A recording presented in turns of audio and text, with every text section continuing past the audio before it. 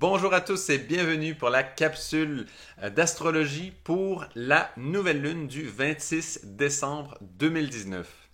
Donc, c'est une capsule importante parce que le 26 décembre, il y aura, bien sûr, bon, c'est le lendemain de Noël, mais aussi c'est la première, il y aura en fait une éclipse solaire annulaire. Donc, c'est une éclipse quand même importante qui termine comme ça l'année. On sait que les éclipses viennent toujours au moins un paquet de 2 ou de 3. Donc, c'est le début d'une courte suite.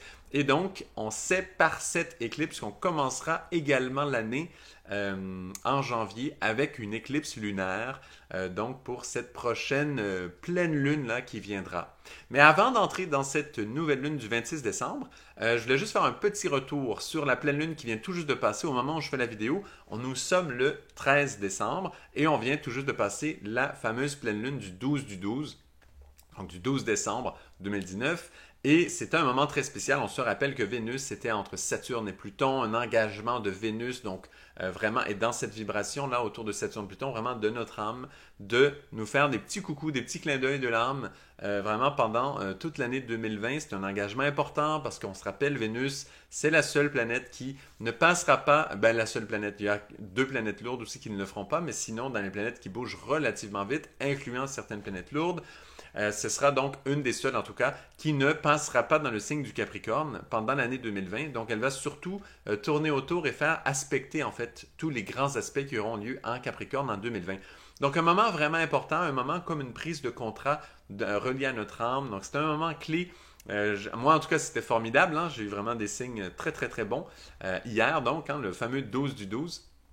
C'était une pleine lune vraiment, vraiment importante dans les contrats, dans cette prise de connexion avec notre âme, avec les signes de notre âme, qu'est-ce qu'elle va nous apporter pendant toute l'année 2020. Maintenant, ce qui est très spécial, et on en avait parlé un tout petit peu, mais je n'avais pas élaboré trop, parce que on avait dit le 12, pourquoi le 12, pourquoi ce fameux chiffre 12, et on avait dit que le 12, évidemment, appelle par la suite le chiffre 13.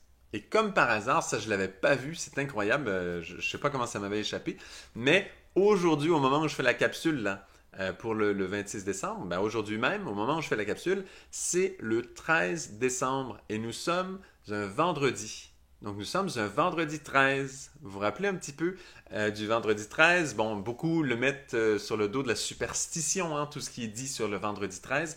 Cependant, il y a un réel sens initiatique, donc ésotérique, à ce fameux vendredi 13. Et il n'y a pas de hasard qu'après le 12 du 12 et toute cette concentration sur le 12, je sais qu'il y a beaucoup de personnes dans le monde entier hein, qui étaient très concentrées sur cette pleine lune qui a eu lieu hier. Et bien, juste après, c'est le fameux 13 décembre. Et le 13 c'est un chiffre qui exige la pureté en fait. C'est un chiffre qui demande la pureté.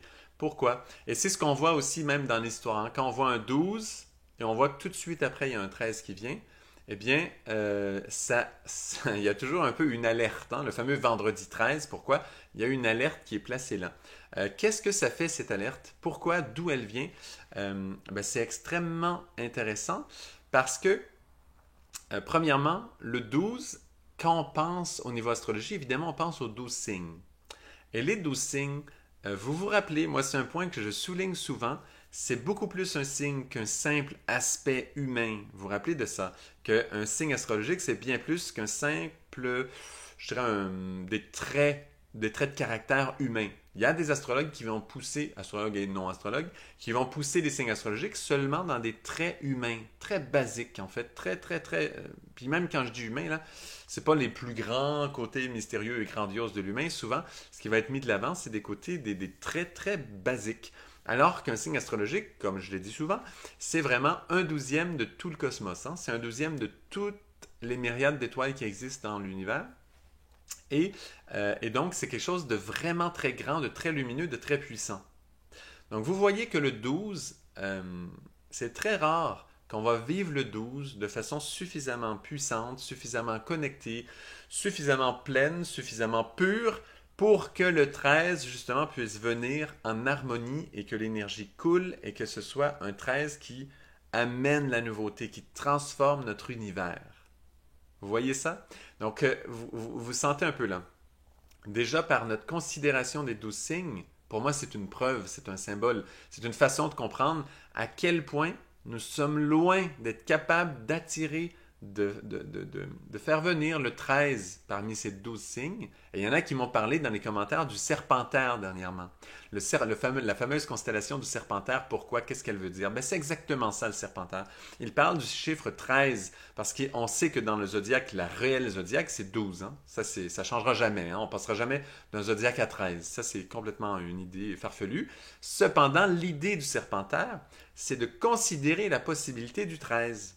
Et là, on est bien sûr un peu dans la numérologie, mais on voit que le 13 demande à ce que les signes astrologiques aient une réelle compréhension, une compréhension complète, une compréhension suffisamment pure pour que le 13 puisse se déposer dedans et apporter des changements très, très, très puissants, grandioses. Le 13, là, il va vraiment amener une nouvelle vie, c'est une obligation. Quand il y passe, il amène vraiment quelque chose de puissant, de nouveau. C'est relié au laser, c'est relié à toutes les énergies vraiment puissantes qui vont transformer la vie sur Terre, notre humanité, etc. Et donc, évidemment, le 13 et le Serpentaire, entre parenthèses, hein, pas les choses un peu farfelues qui circulent sur le Serpentaire en général, mais le vrai symbole, disons, du Serpentaire, c'est d'apporter cette vibration du 13 qui exige une pureté absolue. Et ça, on en est très loin. C'est ça qui est important de comprendre. On se rappelle bien sûr de Jésus. En plus, là, on est dans l'ambiance de Noël. Donc, c'est très important de le voir de cette façon. On a parlé d'ailleurs de la naissance christique intérieure, tout ça. Bon, on sait que quand le Christ naît intérieurement, c'est parce que en nous-mêmes, on a justement, là je parle en astrologie, on a connecté avec les 12 signes du zodiaque à un niveau très, très, très, très grand.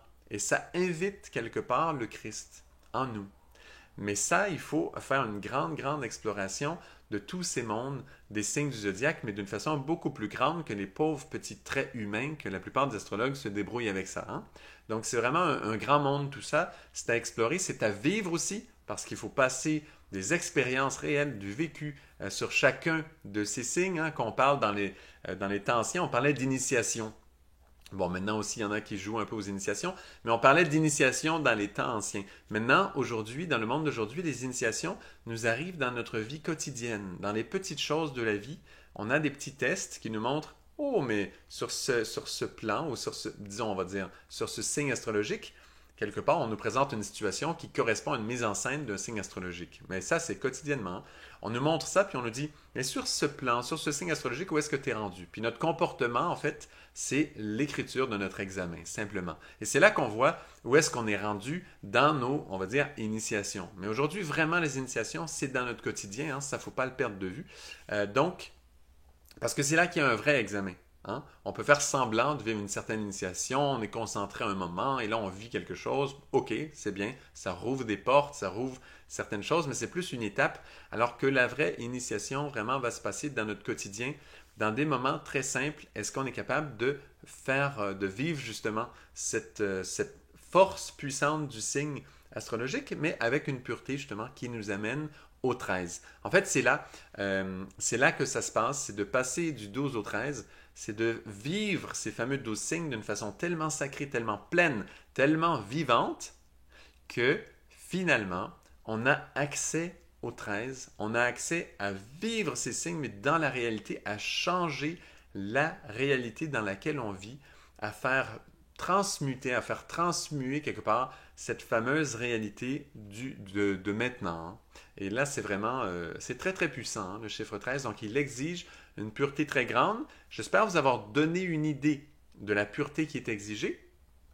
Hein? Je souhaite que déjà, dans les petits mots que j'ai dit, ce soit dedans, parce que c'est ce qu'il faut comprendre quand on touche le chiffre 13. Donc, pour ceux qui me demandaient, le Serpentaire, quel est votre point de vue sur ça? Eh bien, voilà, voyez un petit peu d'où ça sort. Le zodiaque restera toujours à 12, ça ne changera jamais. Le Serpentaire est simplement là pour nous faire penser qu'on doit passer au chiffre 13 un jour. Ça veut dire qu'on doit rendre ces fameux 12 signes tellement sacrés qu'on va être capable de toucher cette fameuse initiation dans notre quotidien qui transforme la réalité que l'on vit. Hein?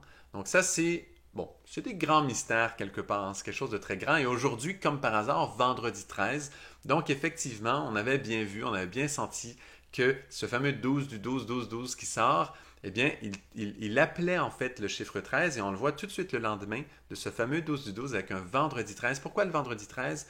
Le vendredi, en astrologie, est relié à Vénus.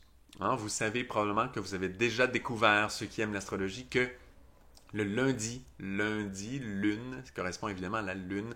Mardi, ben c'est Mars. Mercredi, c'est Mercure. Et jeudi, c'est Jupiter. Vendredi, Vénus. Saturne, c'est bien sûr samedi. Et dimanche, on le voit mieux en anglais avec Sunday, c'est vraiment le soleil.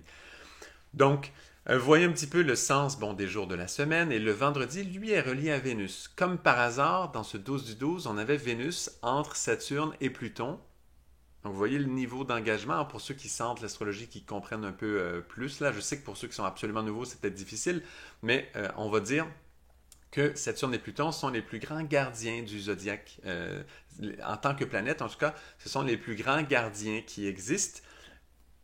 Et c'est eux qui vont exiger un engagement le plus fort, le plus profond, le plus sacré, le plus droit, qui va exiger vraiment de se tenir. C'est un engagement vraiment puissant qui est pris quand Vénus est entourée comme ça de Saturne et Pluton, en plus en Capricorne, un signe très officiel qui touche un peu le monde de la hiérarchie, le monde de la politique, etc.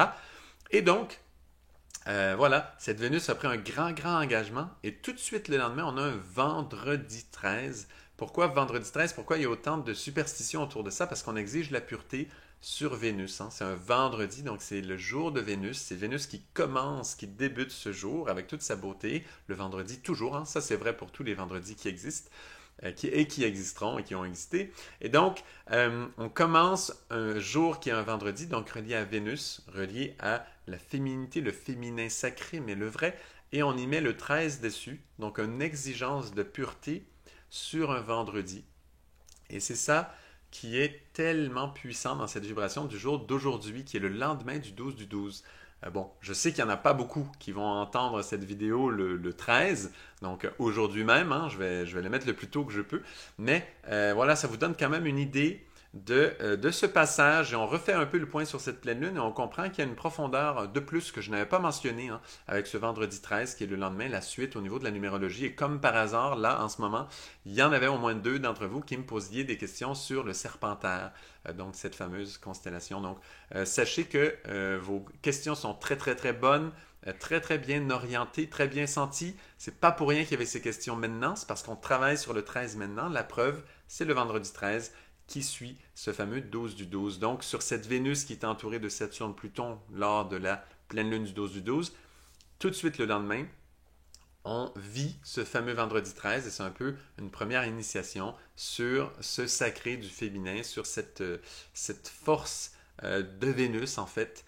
Comment on choisit tout de suite et dès le 13, on sent où se trouve la vibration de notre Vénus, où est-ce qu'on la place, où est-ce qu'on la comprend et comment cette vibration de l'âme qui est reliée au féminin sacré, hein, comment cette vibration de l'âme reliée au féminin sacré va pouvoir nous accompagner pendant toute l'année.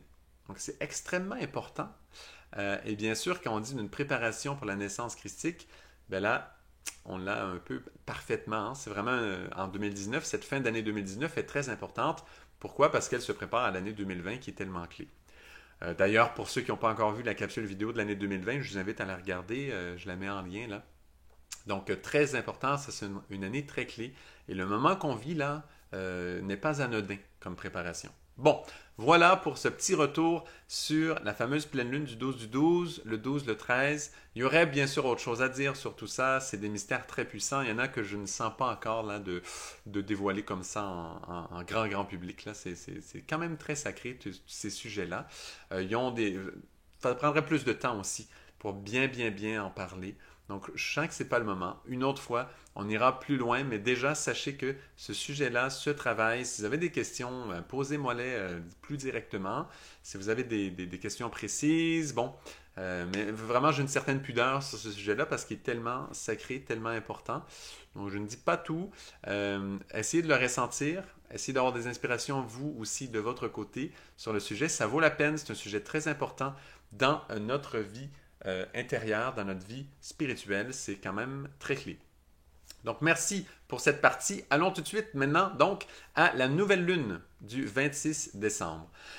Dans cette nouvelle lune, ce qui est spécial, c'est que Jupiter vient juste de faire son entrée en Capricorne, et là, lors de cette nouvelle lune, il y a Soleil bien sûr conjoint Lune, ce qui crée toutes les nouvelles lunes, mais cette fois-ci en début Capricorne, donc à 4 degrés Capricorne, et Jupiter, qui vient de faire son entrée, est encore à 5 degrés Capricorne. Et donc, on a une conjonction Soleil, Lune et Jupiter en tout début Capricorne. Sachant ce qui vient, que le signe du Capricorne sera clé en 2020, évidemment, dans cette fin d'année où on est en train de faire notre résumé de l'année, vous savez, ce que j'avais mentionné dans la dernière capsule, que les 12 derniers jours, c'est un moment de faire un récapitulatif des 12 mois de l'année.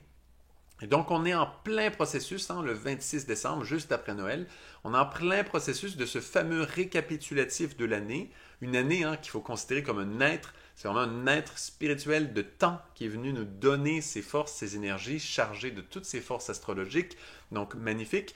Et là, on fait un résumé de tout le vécu, de tout ce qu'on a appris, de toutes les conclusions qu'on a pu tirer dans cette année. Et pendant ce temps, on nous sert cette fameuse conjonction Soleil, Lune, Jupiter, tout début Capricorne, et en même temps, il y a une éclipse solaire annulaire. Une éclipse solaire annulaire, déjà, une éclipse solaire, il faut savoir que toutes les éclipses solaires, tout le temps, en tout temps, se déroulent pendant les nouvelles lunes, toutes les éclipses lunaires en pleine lune. Ça, c'est mathématique, ça ne peut pas être autrement. Donc ça, c'est pas un hasard, c'est toujours comme ça, c'est mathématique. Et donc, pendant une éclipse solaire annulaire, ce qui se passe, c'est qu'il y a le Soleil, la Lune est entre le Soleil et la Terre, et donc la Lune va cacher le Soleil. Quand c'est une éclipse solaire annulaire, c'est qu'effectivement la Lune est exactement devant le Soleil, donc très bien placée. Ça pourrait faire une éclipse totale, cependant, la Lune est à un moment de son orbite autour de la Terre. C'est un endroit dans son orbite qui est plus éloigné de la Terre que certains autres endroits sur son orbite, qui n'est pas exactement rond et qui a une petite fluctuation là-dedans. Et donc, ça fait que la Lune n'est pas suffisamment près de la Terre pour cacher complètement la Terre et créer un éclipse solaire total. Ce n'est pas suffisamment près, donc elle est trop éloignée de la Terre, ce qui fait que elle va presque cacher tout le Soleil, mais il reste un petit anneau, c'est pour ça qu'on dit annulaire, il reste un petit anneau de lumière autour du Soleil que l'on perçoit encore. Donc ça, c'est ça, un éclipse solaire annulaire. Et c'est ce qu'on aura le fameux 26 décembre, lendemain de Noël. Donc là, vous voyez qu'il y a beaucoup de choses en même temps. Et en passant, un dernier petit détail, c'est que Jupiter, qui est dans la conjonction de la nouvelle Lune, donc conjoint Soleil-Lune, et d'ailleurs, c'est l'aspect le plus important. Les autres sont vraiment mineurs. Bien sûr, il y a Saturne-Pluton qui continue en conjonction, mais ça, c'est un sujet qu'on a déjà amplement parlé. On va vraiment se concentrer sur cette conjonction Soleil-Lune-Jupiter. Et dans cette conjonction, savoir que Jupiter, en Capricorne, est en chute. C'est le signe dans lequel Jupiter est en chute. Et donc, vous voyez là, il y a plusieurs résonances très très particulières, très mystiques, très reliées au travail intérieur et spirituel. On a premièrement, dans la suite des choses, lors de la pleine lune du 12 décembre, on a cette fameuse Vénus entourée de Saturne-Pluton. Moment très clé. C'est un moment où Vénus, ça veut dire ce qu'on aime, ce qui nous attire, les clins d'œil de l'âme, toute cette beauté, cet amour, est entourée des deux gardiens les plus sérieux qui existent dans tout le zodiaque. Ça veut dire qu'il y a un engagement extrêmement important qui est pris. Il ne s'agit pas de frivolité, là, c'est un engagement extrêmement puissant qui est pris à ce moment. Le lendemain, on a un vendredi 13, dont on a parlé un petit peu, on pourrait en parler plus, mais c'est déjà bon. Donc on a un vendredi 13 le lendemain. Suite à ça, on a la nouvelle lune le lendemain de Noël avec un éclipse dessus, un éclipse annulaire solaire dessus. Et pendant cette fameuse éclipse et cette nouvelle lune, qui est bien sûr en même temps, comme toujours, comme tous les éclipses solaires, on a une nouvelle lune, eh bien, on a Jupiter qui est conjoint à cette fameuse conjonction Soleil-Lune, mais qui est en chute. Donc vous voyez, on a plusieurs éléments. Donc Vénus entourée de Saturne-Pluton, vendredi 13, nouvelle lune lendemain de Noël avec un éclipse solaire annulaire dessus, et Jupiter qui est en chute. Ces 4 vibrations, je vais parler donc du côté sérieux de Vénus entourée de Saturne-Pluton, qui sont des planètes très exigeantes. Ensuite, je parle du vendredi 13, qui est très exigeant aussi au niveau de la pureté. Hein. Il y a vraiment là une pureté à garder, un engagement qui doit être très élevé. Au niveau de la vie intérieure, c'est puissant, ça vibre très fort. Ensuite, vendredi 13. Ensuite, on a une éclipse annulaire, donc la vibration d'éclipse au moment de la nouvelle lune, et juste après Noël. Donc, c'est comme si Noël est teinté par cette éclipse. Hein? Et en même temps, on a Jupiter, qui est la planète qui a la plus grande influence lors de cette éclipse et de cette nouvelle lune, qui est en chute en Capricorne, donc l'énergie de chute. C'est 4 énergies qui demandent un niveau de pureté et de travail intérieur extrêmement élevé. Donc, vous voyez que cette fin d'année, au moment où on fait ce résumé de l'année, les exigences sont extrêmement élevées. Ça veut dire quoi? Ça veut dire que cette préparation pour l'année 2020 est à prendre vraiment au sérieux.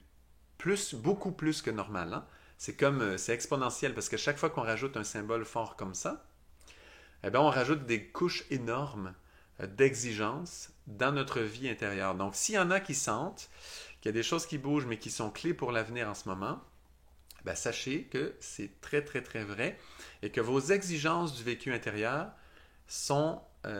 le ciel demande beaucoup, demande qu'on tire des conclusions très, très fortes. Quand je disais qu'on va toucher là à Noël une naissance christique intérieure, que c'est l'idée hein, d'arriver à ça, sachez que les exigences au niveau astrologique sont suffisantes pour encourager ce genre de travail.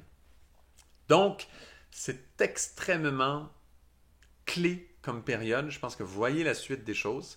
Donc, allons maintenant plus en profondeur dans vraiment l'interprétation de ça.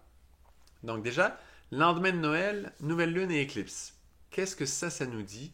Ça nous dit qu'on a une période qui, normalement, au niveau extérieur humain, il y a de grandes célébrations. C'est très dans la célébration. Mais il y a une éclipse juste après. Donc attention de ne pas trop vous étourdir. Je sais qu'il y en a qui prennent de l'alcool beaucoup là, dans ces moments-là.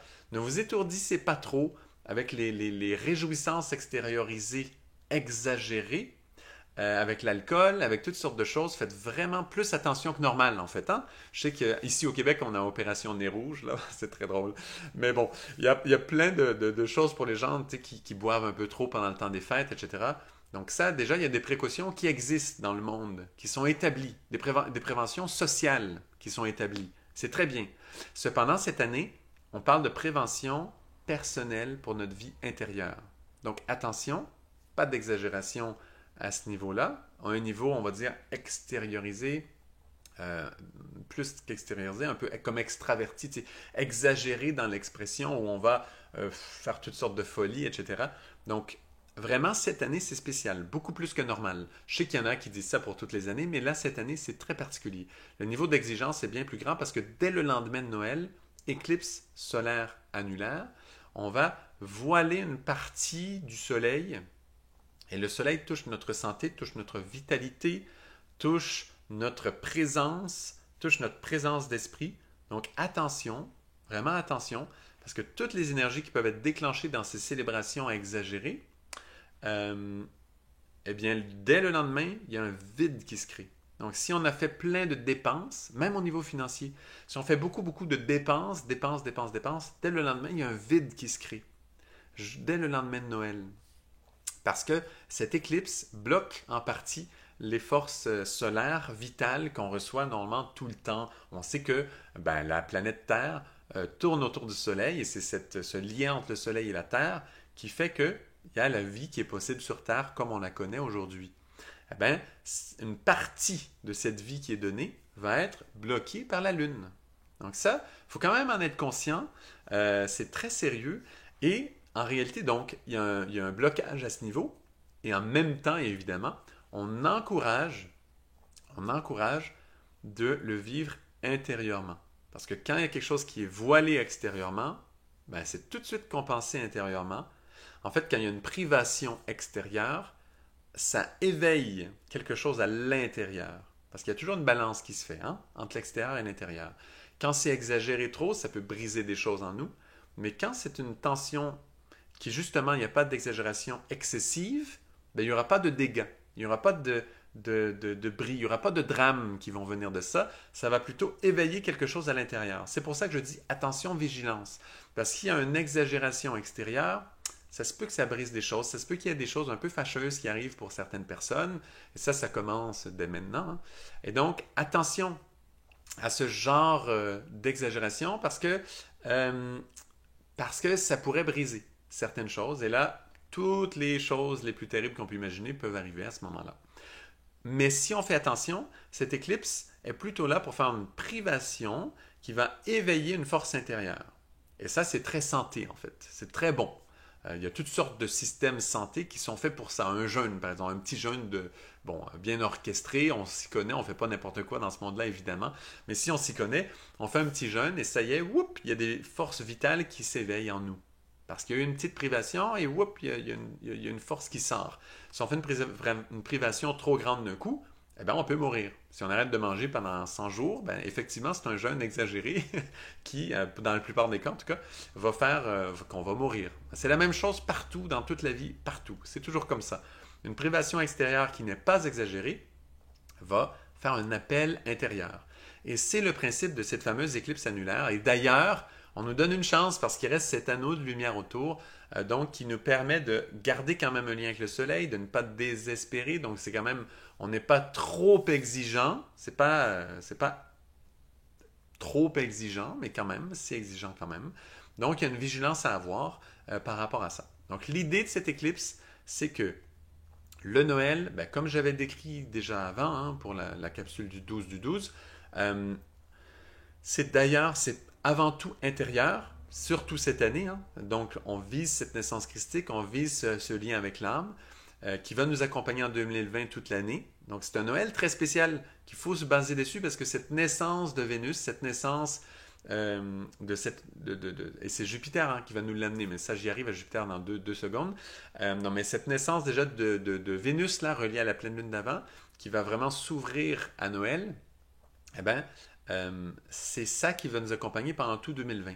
Donc, il y a vraiment un vécu spirituel à avoir. Pour ceux qui ont une vie intérieure riche, ne vous gênez pas. C'est vraiment un bon moment pour faire ce travail, cette année spécialement. Et dès le lendemain, lors de l'éclipse solaire annulaire, on va tout de suite tester comment ça se passe, comment on a vécu ce Noël. Est-ce qu'on a vécu cette conscience christique quelque part en nous? Si oui, ben ça va être magnifique parce que cette petite privation solaire quelque part va appeler cette force christique en nous, puis on va la sentir, ça va être magnifique. Si on ne l'a pas vécu du tout, on était loin, loin, loin de ce monde, on était dans des exagérations, ça se peut que cette privation soit un peu difficile au niveau soit santé, soit quoi que ce soit là, au niveau d'une privation en tout cas de force vitale, puis voilà, de conséquences extérieures, donc ça se peut qu'il y ait un gros défi par rapport à ça. Mais donc, à chacun de nous, de voir notre travail intérieur, puis évidemment, pour chacun c'est différent, parce que ça je le parle, c'est pour toute la Terre, mais il faut garder en tête que c'est vraiment différent pour toute personne, parce qu'on a plein d'aspects chacun, tous ces aspects qui sont mondiaux, on va dire, vont se refléter après dans notre thème à nous de façon différente. Donc tout ça va avoir une variété de vécus très très grande, mais cependant, il faut juste garder en tête là, les choses qui sont vraiment pour tout le monde, là, qui reflètent le côté mondial, c'est ce que je viens de décrire. Donc, maintenant, ajoutons à cette lecture le côté de Jupiter en chute, qui est conjoint à Soleil-Lune.